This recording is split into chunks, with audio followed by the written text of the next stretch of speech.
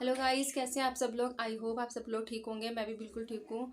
रौनक भी ठीक है। तो गाइस, जैसे कि आप सबको पता है कि मेरे पापा चले गए इस दुनिया से। तो अब क्या कर सकते हैं। ये चीज़ है ना गाइस, हमारे हाथ में नहीं है। मेरे पास शब्द नहीं थे। मैं सच में बोलूँ तो कि मैं व्लॉग बनाने की हिम्मत में नहीं थी। पर अभी क्या चीज़ है कि हम लोगों को ना चाहते हुए भी कई चीज़ें ऐसी होती है कि ज़िंदगी कभी रुकती नहीं है किसी के भी चले जाने से, चाहे कोई भी हो हमारी लाइफ में, जितना भी इम्पोर्टेंट पार्ट क्यों ना हो हमारी लाइफ का। पर अगर वो चला जाता है ना तो हमारी ज़िंदगी गाइस नहीं रुकती। वो जैसे चल रही थी वैसे चल रही है, वैसे ही हम लोग खा रहे हैं, वैसे ही हम लोग सो रहे हैं, वैसे ही हम लोग सारे काम कर रहे हैं, सारी जिम्मेदारी निभा रहे हैं, सब चीज़ें वैसे की वैसे कर रहे हैं। पर कहते हैं ना कि वो जाने वाले को हम नहीं रोक सकते। अब मेरे पास शब्द नहीं थे। मैं सच बोलूँ तो मैं ब्लॉग नहीं बनाना चाह रही थी अभी। पर अभी चीज़ें ऐसी हो रखी हैं लाइफ में कि अपना काम नहीं छोड़ सकते गाइस। तो गाइस, अभी मैं ऑफिस भी नहीं गई हूँ इतने दिनों से। और 24 तारीख को मेरे पापा एक्सपायर हुए थे। 24 तारीख को, 24 नवंबर को। तो आज जैसे आपको पता 5 तारीख हो गया। 12 11 12 दिन तो हो गए हैं। तो मैं मम्मी के घर पे थी। तो मैं आज ही वापस आई हूँ, अभी थोड़ी देर पहले ही। तो बस संभालना पड़ेगा, मम्मी को भी संभालना पड़ेगा, खुद को भी संभालना पड़ेगा, सारी चीज़ें खुद से करनी पड़ती है गाइस। अभी क्या है, मैं आपको एक बात बताना चाह रही थी कि अ, अभी 23 तारीख को मेरी मम्मी का कॉल आया था कि निक्की तू आती नहीं है।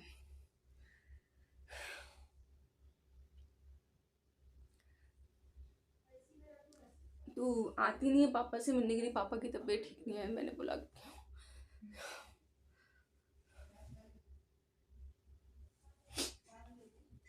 बोला क्यों, क्या हो गया, मैं आ जाती हूँ, तबीयत ख़राब है तो मैं आ जाती हूँ। तो मम्मी ने बोला नहीं, तू ऐसे करियो कल आ जाइयो। मतलब उनका मुझे फ़ोन आया था 8:30 9 बजे के करीब। तो मैंने बोला ठीक है। मैंने कहा, कल आपकी मैरिज एनिवर्सरी है। एक्चुअली में 24 नवंबर को मेरी मम्मी पापा की मैरिज एनिवर्सरी होती है। तो मैंने बोला ठीक है, मैं कल आती हूँ। तो मैंने रौनक के साथ प्लानिंग करी कि मैंने कहा कि ना ऐसे करते हैं कि ना कल जाएंगे। तो 23 तारीख को मेरी रौनक से बात हुई। मम्मी से बात होने के बाद मम्मी ने बोला आ जाइए, पापा से मिल लो, उनकी तबीयत ठीक नहीं है। तो मैंने बोला ठीक है, मैं कल आती हूँ। अगर अभी थोड़ी देर पहले बोल देते तो मैं आ भी जाती। तो अभी 9:30 9:30 का टाइम हो रहा था उस टाइम। तो मैंने फिर रौनक के साथ मैंने प्लानिंग करा। मैंने बोला कि ऐसे करते हैं कि नानी नानू की मैरिज एनिवर्सरी है। तो हम लोग ना, मैं कल ऑफिस से आ जाऊंगी तो शाम को ना हम वहाँ घर चलेंगे। घर जाने के बाद छोटा सा केक ले जाएंगे। केक केक ले जाएंगे, केक कट कर लेंगे, एक यादगारी होती है तो अच्छा लगेगा उनको भी ना कि छोटा सा सेलिब्रेशन कर लेंगे, थोड़ा सा केक कट कर लेंगे, थोड़ा हंसी मजाक हो जाएगा, चलो कोई बात नहीं। तो मैं रौनक के साथ प्लानिंग ही कर रही थी। तो उसने बोला ठीक है मम्मी, हम शाम को चलेंगे। तो हमारा पूरा प्लान फिक्स था कि मैं 6:30 7 बजे आ जाऊंगी और मैं घर जाऊंगी। तो मम्मी पापा को सरप्राइज दूंगी, मैं केक लेके जाऊंगी। पर उससे अगले दिन सुबह कॉल आया भाभी का मेरी। 5 6 कॉलें आ रखी थी। मैंने जब देखा सुबह, मैंने बोला इतनी कॉल्स पता नहीं कैसे आ रखी हैं। तो सुबह उठ के जब देखा, फ़ोन करा तो भाभी ने बोला कि पापा नहीं है। तो मैं उसी टाइम भागी, उसी टाइम मैंने कपड़े चेंज करे, मैं उसी टाइम भागी। और वहाँ जाके था ही नहीं कुछ में, क्या करते क्या नहीं करते, कुछ समझ में नहीं आ रहा था। बस ऐसे करके बस सारी चीज़ें ऐसी होगी। जो सोचते हैं ना गाइस, वो कभी नहीं होता, कभी भी नहीं होता। हम सोचते रह गए कि मम्मी पापा की मैरिज एनिवर्सरी है तो केक कट करेंगे, थोड़ा सा टाइम स्पेंड करेंगे साथ में, हंसी खुशी से टाइम स्पेंड करेंगे, थोड़ा हंसी मजाक होगा। तो वो कुछ भी नहीं हुआ, कुछ भी नहीं हुआ। वहाँ जाके तो बस था, मम्मी को संभाल रहे हैं, अभी खुद को संभाल रहे हैं।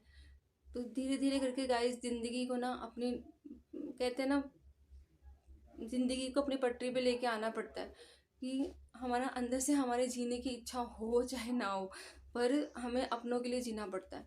बस ये समझ लीजिए कि आशु जी के जाने के बाद थोड़ा सा संभाल रही थी कि ठीक है रौनक है मेरे पास, तो रौनक को देखना है मुझे, मेरा सहारा वही है, तो उसको देखना है मुझे।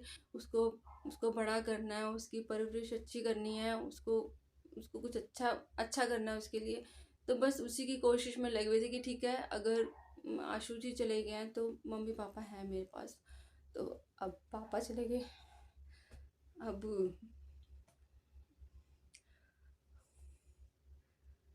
अब पापा चले गए, अब क्या बोलूँ मैं। पापा के जाने के बाद अब मम्मी है, तो भगवान से बस यही प्रार्थना है कि भगवान मेरी मम्मी को लंबी उम्र दे, मेरे भाई बहन को लंबी उम्र दे, मेरे सारे अपनों को लंबी उम्र दे। बस अब हिम्मत नहीं है गाइस कि अब मैं अब ऐसा कुछ भी देखने की या ऐसा कुछ भी झेलने की हिम्मत नहीं है अभी। बहुत अपने आप को स्ट्रॉन्ग कर रखा है कि ठीक है, ज़िंदगी जैसे चल रही है उसको चलाना पड़ेगा। अप डाउन्स सारी चीज़ें आती रहेंगी लाइफ में, वो सब चीज़ें देखनी पड़ेंगी। अब ज़िंदगी है तो सिर्फ जीना पड़ेगा, बस यही चीज़ है कि सांसें दी हैं भगवान ने जब तक, तो तब तक जिएंगे। जब हमारा टाइम आएगा गाइस तो हम भी चले जाएंगे, बस यही है। ज़िंदगी इसी का ही नाम है, कोई आ रहा है कोई जा रहा है, और ये भी सच है कि जो आया है उसे जाना है, ये भी सच है। तो बस मैं आपसे ये शेयर करना चाह रही थी। बाकी गाइस की लाइफ नहीं रुकती कभी भी, हम जैसे चल रहे थे वैसे चल रहे हैं अभी भी। जिम्मेदारी जो पड़ी हुई है सिर पे उसे पूरा करना है। बच्चे को स्कूल जाना है तो स्कूल जाना है, मुझे ऑफिस जाना है तो ऑफिस जाना है। अब सब चीज़ें करनी पड़ेंगी, अंदर से मन है या नहीं है वो कोई मैटर नहीं करता। तो गाइस बस यही कहना चाहती हूँ कि ज़िंदगी इसी का नाम है कि चलते रहो। अब कहते हैं ना, भी ज़िंदगी सिर्फ दो चीज़ों का नाम है, एक कर्ज और एक फ़र्ज। कर्ज माँ बाप के लिए होता है, फ़र्ज बच्चों के लिए होता है।